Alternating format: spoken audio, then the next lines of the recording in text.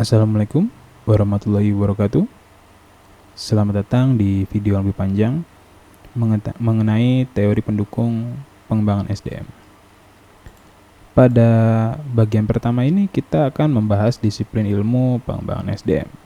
Ini sifatnya benar-benar filosofis ya, karena kita akan membicarakan proses pembentukan sebuah ilmu, dan ini biasanya ya pendekatannya filosofis karena ilmu dilahirkan dari filsafat seperti itu.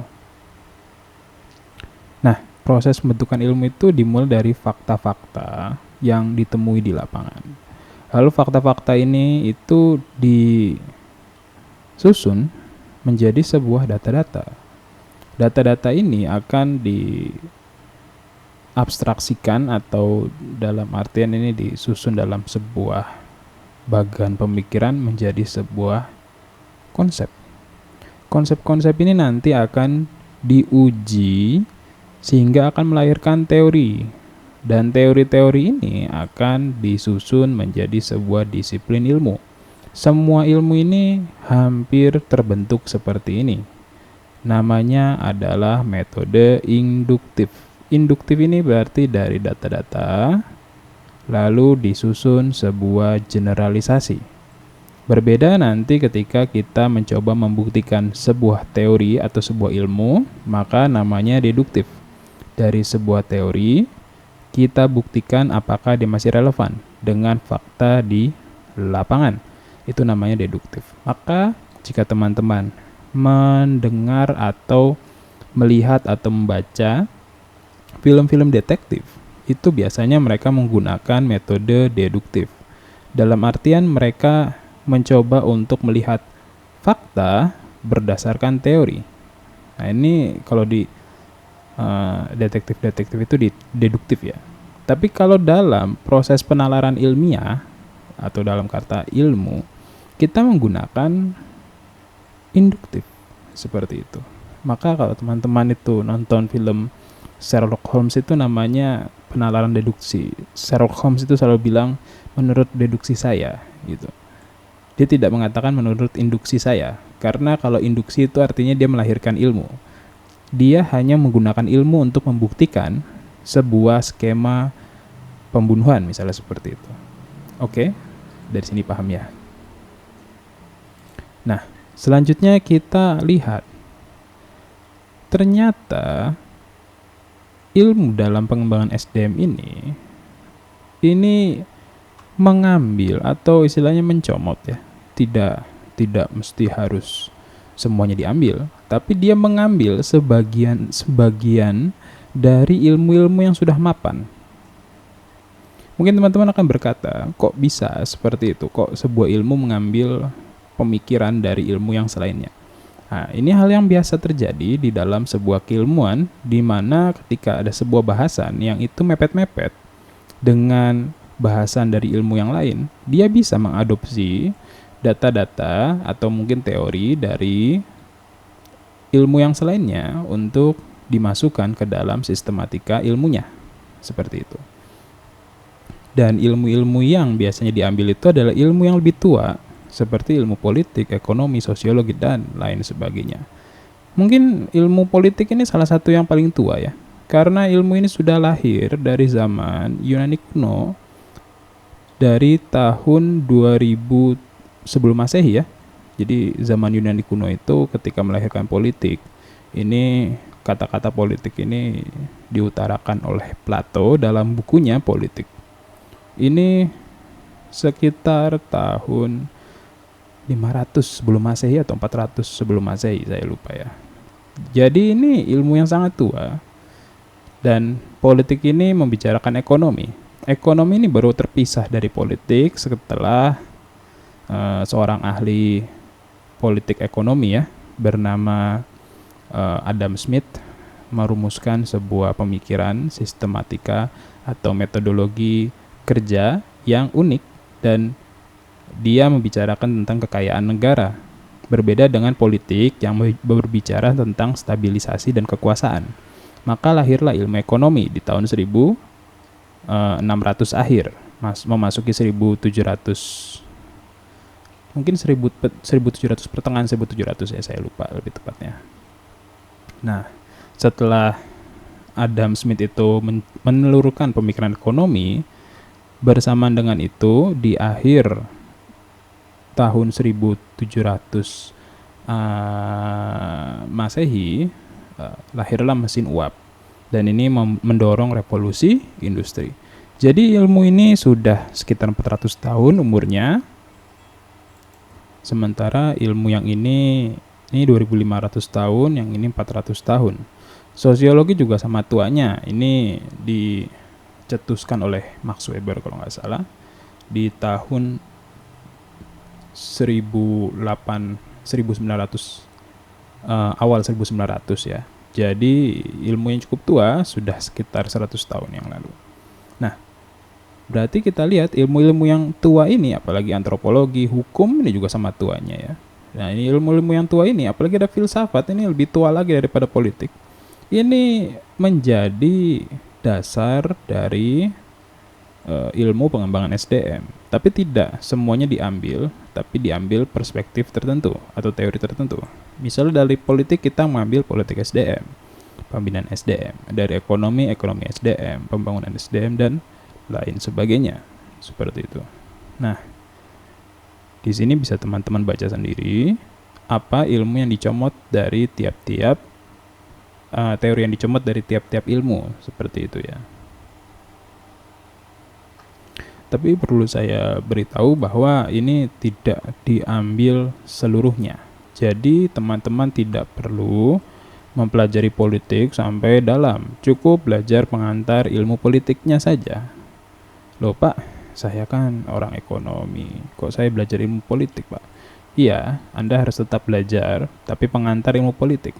Lah, kan aneh ketika nanti kalian jadi seorang ahli manajemen atau ahli ekonomi, lalu ada suatu fenomena politik, kalian tidak bisa menghubungkan pengaruh politik terhadap kondisi ekonomi. Padahal politik itu sangat mempengaruhi kondisi ekonomi. Begitu juga dengan sosiologi, demografi, geografi, antropologi, dan lain sebagainya. Jadi cukup belajar pengantarnya saja. Tidak perlu belajar politik. Kan ada banyak ya jenis-jenis politik itu, komunikasi politik, ada politik lembaga, politik pendidikan, dan sebagainya. Jadi tidak perlu sampai sejauh itu, cukup belajar pengantar politik, pengantar sosiologi, pengantar geografi, pengantar demografi, pengantar antropologi, pengantar hukum, pengantar psikologi, pengantar etika, ada ya, pengantar teologi, pengantar filsafat, pengantar manajemen, pasti dipelajari kan kita anak manajemen. Lalu ada pengantar sejarah, pengantar bioteknologi, pengantar ekologi, pengantar komunikasi, pengantar bahasa, pengantar seni, dan pengantar agama. Tidak perlu kalian belajar sampai detail-detailnya, nanti kalian akan pindah fakultas. Kan capek ya, belajar di satu fakultas saja sampai 4 tahun, apalagi jika harus mempelajari fakultas sebelah, bahasanya seperti itu. Jadi kita berbicara ilmu ya. Jadi kenapa kok ilmu kita kok campur-campur Pak? Ilmu pengembangan SDM itu kok campur-campur ya? Karena kita berbicara manusia. Nah, ini sulitnya berbicara manusia. Manusia itu multidimensi teman-teman. Misalnya kita bisa lihat dari sisi agama, kita bisa lihat dari sisi ekonomi, bisa kita lihat dari sisi politik. Bisa juga kita lihat dari sisi apa ya? Ya, hukum, banyak, bisa lihat dari banyak sisi. Jadi kita mencoba untuk memahami masalahnya ini, ujungnya ini dari mana, sehingga mau tidak mau kita harus mempelajari banyak ilmu, itu adalah tuntutan. Yang kedua, ketika kita mengidentifikasi masalah, kita juga bisa menerangkan gejala apa yang terjadi kepada SDM kita. Bisa jadi gejala-gejala tersebut diakibatkan dari sebuah belief, sistem atau nilai yang dibangun dari sebuah konsep pemikiran tertentu, dan kita harus memahami konsep pemikiran dia, kenapa kok dia demikian, seperti itu. Dan ketika kita bisa memahami apa yang menjadi alasan dia berperilaku, maka kita bisa meramalkan apa yang akan terjadi jika kita berikan suatu treatment. Oke. Selanjutnya kita juga bisa memberikan solusi terhadap masalah perilaku SDM karena kita sudah memahami kenapa dia demikian, seperti itu. Nah, mungkin teman-teman di sini sering berpapasan dengan yang namanya teori. Teori itu apa sih? Ada yang salah mengartikan teori itu sebagai sebuah pengetahuan. Tidak, teori itu bukan pengetahuan. Teori itu adalah sebuah penjelasan dari hubungan antar variabel. Maksudnya seperti apa, Pak? Misalnya kita lihat gravitasi. Gravitasi ini kan adalah gaya tarik bumi. Sebenarnya Newton mencoba untuk menghubungkan apa yang menjadi alasan sebuah benda jatuh. Jadi apa yang mempengaruhi sebuah benda jatuh? Maka dia mencoba untuk mengidentifikasi alasan benda itu jatuh. Dia namakan gravitasi. Gravitasi ada atau tidak? Tidak ada. Gravitasi hanyalah konsep. Gaya tarik itu adalah konsep. Seperti magnet, daya magnetis itu adalah sebuah konsep, yaitu adalah sebuah besi akan saling tarik-menarik ketika mereka dikondisikan tertentu di mana mereka menciptakan sebuah kutub. Jadi besi itu di treatment tertentu sehingga akhirnya elektronnya berkumpul di satu titik dan protonnya berkumpul di satu titik. Jadilah sebuah magnet. Tapi apakah gaya magnetis itu ada? Tidak, magnetis itu adalah sesuatu yang imajiner di kepala manusia, sama seperti gravitasi. Gravitasi itu imajiner yang mencoba untuk menjelaskan alasan dari sebuah benda itu jatuh ke inti bumi. Sama seperti alasan yang menjelaskan kenapa kita tidak bergeser dari peredaran matahari, seperti itu. Jadi teori adalah sebuah penjelasan hubungan antara dua variabel. Maka teori ini dilahirkan dari proses induktif. Induktif itu adalah usaha untuk mengidentifikasi pengaruh dua hal. Seperti itu. Ya, bisa lebih dari dua hal. Dari A ke B, B ke C. Seperti itu bisa. A dari A ke B ke C ke D. Itu juga bisa. Tapi intinya ini adalah proses kita untuk mengidentifikasi hubungan antara dua konsep. Misalnya seperti hujan dengan mendung. Mendung akan mendatangkan hujan. Berarti mendung berpengaruh terhadap hujan. Ini adalah sebuah contoh dari teori. Terbukti kan bahwa setiap kali mendung akan datang hujan. Maka ini teori. Loh Pak, kan gak setiap mendung itu hujan, Pak. Ada mendung-mendung yang tidak hujan, apalagi di Jakarta ada mendung diakibatkan polusi udara. Nah, berarti ada bantahan teori. Jadi teori memiliki keterbatasan di mana mereka dibangun dari asumsi tertentu. Jadi ketika asumsinya berubah, maka teori itu tidak berlaku kembali. Sama seperti ketika teori Newton ditentang atau dipatahkan oleh teori relativitas Einstein. Nah, tapi ya sampai sekarang masih debatable apakah Newton yang benar atau Einstein yang benar. Karena dalam ranah kecil kita menggunakan Newton. Misalnya seperti kita menghitung kecepatan kendaraan, kita masih menggunakan Newton ketika membicarakan momentum kendaraan.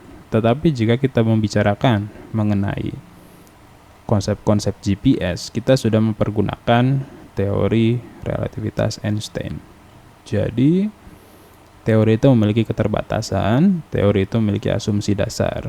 Maka teman-teman tidak boleh terjebak dalam fanatisme teori tertentu. Karena ketika teman-teman terlalu fanatik terhadap teori tertentu, tidak memahami batasan dari sebuah teori, maka teman-teman akan terjebak dalam sebuah mazhab yang belum tentu benar di dalam segala konteks. Seperti itu. Teori juga memiliki syarat. Syaratnya itu adalah yang pertama, teori itu menunjukkan kepentingan atau fungsinya harus tepat dan jelas dipahami, efisien, sederhana, ada perbandingan, ada cara kerja, ada bukti empirisnya. Yang selanjutnya adalah keberhasilan, atau ketika dipergunakan itu ya menunjukkan bisa dipergunakan di lapangan. Kalau tidak bisa ya tidak perlu jadi teori. Lalu yang terakhir itu kegunaan. Tidak perlu berteori jika itu tidak berguna. Seperti apa? Teori konspirasi. Teori konspirasi tidak berguna itu sebenarnya, kecuali jika teori konspirasi itu terbukti, maka itu akan menjadi sebuah fakta baru. Seperti itu. Nah, apa yang menjadi teori acuan pengembangan SDM? Yang pertama, teori sistem, di mana kita berbicara bahwa sebuah organisasi tersusun dari sebuah subsistem atau sebuah komponen-komponen yang membentuk seperti sebuah cara kerja. Teman-teman bisa membayangkan sebuah mesin. Mesin itu ada geriginya, ada dinamonya, ada misalnya ada beltnya dan lain sebagainya. Mereka saling tersusun, saling menyatu, membentuk sebuah sistem untuk mencapai tujuan tertentu. Jadi sistem adalah komponen-komponen yang saling terhubung dengan tujuan tertentu. Yang selanjutnya adalah teori fondasi perbaikan kinerja, di mana pengembangan SDM bertujuan untuk perbaikan kinerja. Untuk apa jika kita mengembangkan SDM? Tujuannya hanya untuk tidak ada. Karena jika kita hanya mengembangkan SDM untuk dikembangkan saja, itu tidak ada habisnya. Ya toh? Karena manusia punya keinginan tak terbatas. Maka kita batasi dengan perbaikan kinerja. Jika kinerja yang membaik, berarti tujuannya tercapai. Yang selanjutnya adalah kapital intelektual, di mana SDM dipandang sebagai sebuah motor penggerak organisasi, bukan sebagai faktor produksi. Jadi kalau SDM itu dipandang sebagai faktor produksi, layaknya ilmu manajemen awal yang teman-teman ingat ya, ada 5M, minute, habis itu man, dan sebagainya. Ini kan menganggap bahwa manusia itu setara seperti money, seperti mesin. Padahal manusia itu lebih dari itu. Manusia memiliki daya kreatif yang tidak bisa digantikan oleh mesin. Manusia yang melahirkan mesin, tidak mungkin manusia setara dengan mesin. Maka ada teori kapital intelektual. Teori ini berbicara mengenai bagaimana sebuah SDM itu memiliki sebuah fungsi, bahwa mereka menjadi sebuah penggerak atau pemikir dalam organisasi. Semakin banyak SDM yang memiliki intelektual yang tinggi, maka semakin bernilai dia dan semakin bermanfaat bagi organisasi. Yang selanjutnya adalah manajemen pengetahuan, di mana organisasi harus dan wajib melakukan yang namanya manajemen pengetahuan, yaitu adalah mengakumulasi informasi penting yang sangat berguna untuk operasi. Jangan sampai ketika proses kerja berjalan lalu ada mesin yang rusak, SDM dan manajemen kebingungan bagaimana menyelesaikan permasalahan mesin yang rusak itu, karena tidak ada informasi pengetahuan yang dimiliki. Maka amat penting bagi seorang manajer melakukan pengumpulan pengetahuan yang berguna bagi proses operasional perusahaan. Yang selanjutnya adalah teori pengembangan kepemimpinan berbasis kinerja, yaitu adalah teori yang membicarakan bagaimana kita itu mengembangkan kepemimpinan di dalam organisasi yang bertujuan untuk mendorong kinerja perusahaan. Oke. Teori pengembangan kepemimpinan berbeda dengan teori kepemimpinan karismatik. Apa perbedaannya, Pak? Teori kepemimpinan karismatik mungkin bisa dipergunakan dalam ilmu politik, tetapi pengembangan kepemimpinan berbasis kinerja ini benar-benar berfokus kepada ilmu organisasi, ilmu manajemen, seperti itu.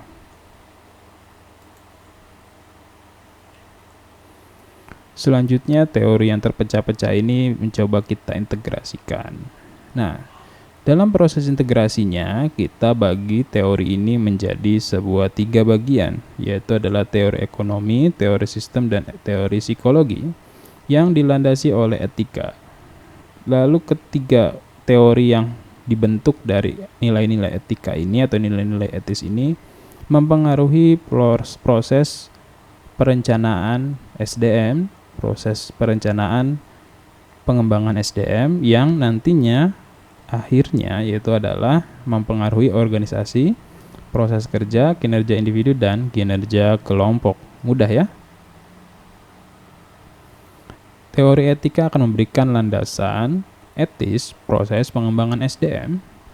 Teori ekonomi akan membicarakan kalkulasi dari organisasi, bagaimana efektif efisiennya, karena ekonomi selalu berbicara tentang efektif efisien dan pengembangan modal.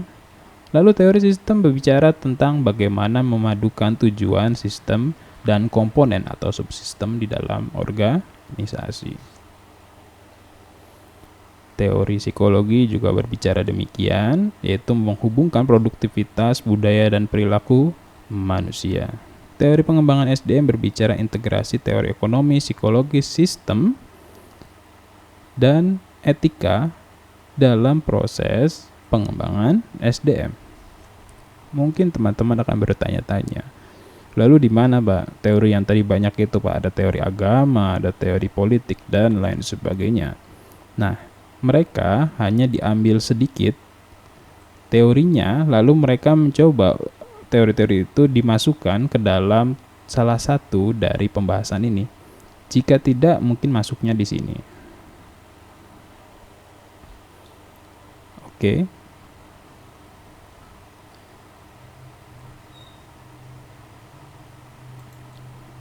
Nah, kita berbicara model pengembangan SDM dalam konteks organisasi dan lingkungan.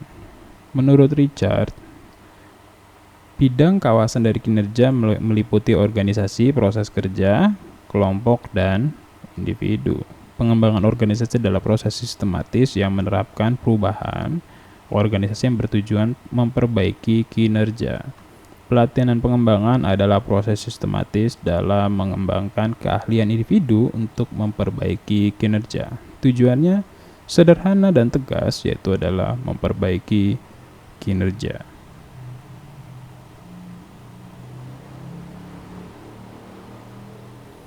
Bisa dilihat di bagian ini, ada input yang akan mempengaruhi proses, lalu akan jadi output.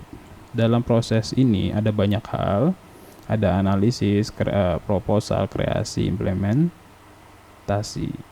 Nah, ada banyak ya, lalu dipengaruhi oleh organisasi dan dipengaruhi lingkungan. Lingkungan ini ada ekonomi, politik, budaya, dan lingkungan.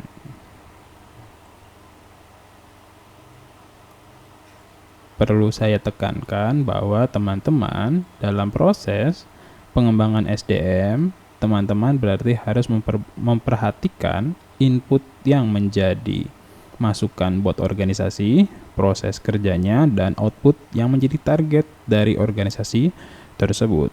Setiap organisasi memiliki input, proses, dan output yang berbeda, dan ini sangatlah unik.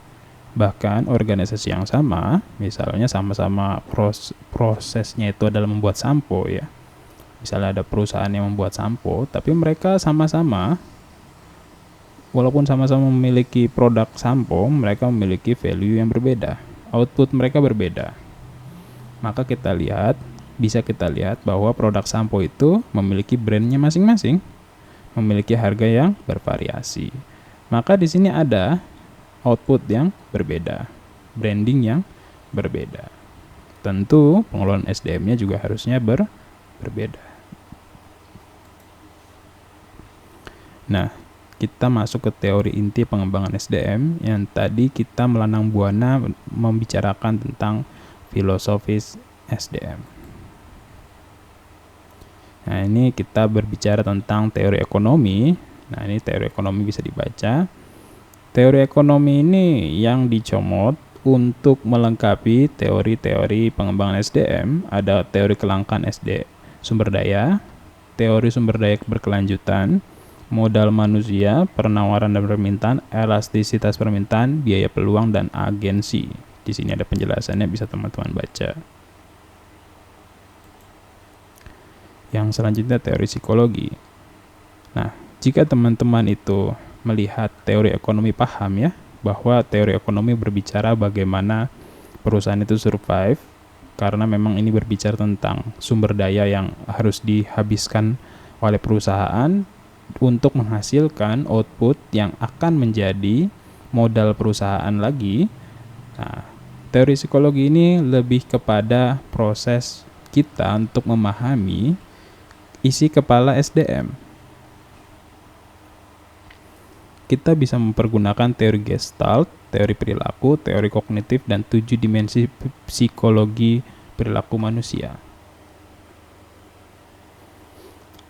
Ini mungkin adalah teori-teori yang ditawarkan oleh modul, tapi jika saya sendiri yang mungkin akan menawarkan, saya akan berbicara bahwa teman-teman bisa menggunakan 3 pendekatan dari mazhab psikologi, yaitu adalah mazhab perilaku, mazhab humanisme, dan mazhab psikoanalisis. Tapi tidak apa-apa mempergunakan teori ini, sama saja, hanya berbeda cara pendekatannya saja. Selanjutnya kita akan berbicara teori sistem. Ada teori umum, teori sistem umum, teori kekacauan. Nah, ini mungkin teori yang paling baru dan mungkin teman-teman agak sulit nanti akan memahaminya ya, karena teori chaos atau chaos teori, teori kekacauan ini adalah teori yang berusaha untuk mengungkap pola di dalam sebuah kekacauan. Bisa teman-teman bayangkan, alam semesta ini ada jutaan miliaran bintang. Tetapi walaupun bintang itu seakan-akan terlihat diposisikan secara random di atas langit, jika teman-teman itu memperhatikan secara seksama, ternyata bintang-bintang ini tidak random. Mereka itu terikat oleh galaksinya masing-masing. Misalnya galaksi Bima Sakti, Andromeda, dan lain sebagainya. Jadi selalu ada keteraturan di balik kekacauan. Teori kekacauan berusaha untuk mengungkap keteraturan alam semesta. Nah, ini memang terlalu jauh ya teorinya ya. Tapi intinya teori ini berusaha untuk mengungkap keteraturan di dalam kekacauan organisasi. Bahasanya seperti itu. Jadi teman-teman selalu percayalah bahwa jika teman-teman itu melihat kekacauan dimanapun, misalnya di dalam organisasi, di dalam perpolitikan, itu sebenarnya ada hukum-hukum yang berjalan di baliknya. Hanya saja tidak terungkap karena kita tidak memiliki data atau tidak mampu menghitung